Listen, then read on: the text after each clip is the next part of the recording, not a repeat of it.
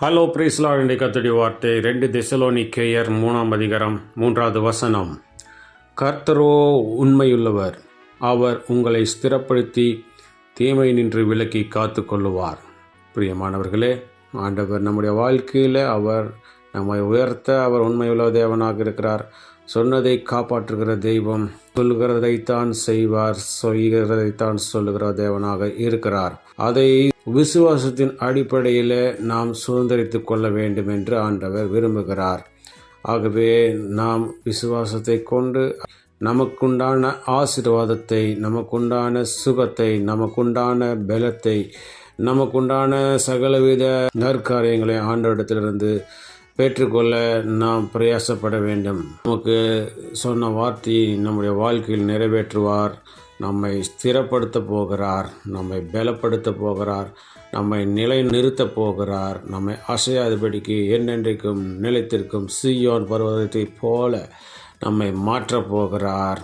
அது மாத்திரமல்ல, தீமை நின்று நம்மை விலக்கி காத்துக்கொள்ள வல்லமையுள்ள தேவனாக இருக்கிறார்.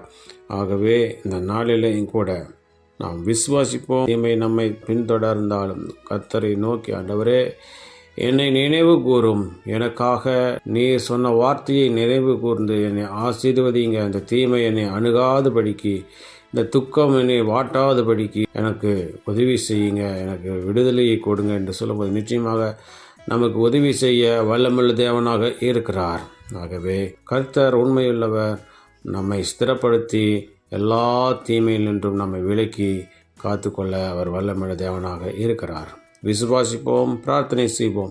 எங்களை அன்பை நேசிக்கதான பருவத்தின் தந்தையை ஆசீர்வதிக்கப்பட்ட ஆனந்த நாளிலே நீர் கொடுத்த முடிய வார்த்தைக்கு நன்றி செலுத்துகிறோம். நீர் பொய்யுரையாத தேவன், நீர் பொய் சொல்ல மனிதன் அல்ல, மனமாற மனு புத்திரனும் அல்ல.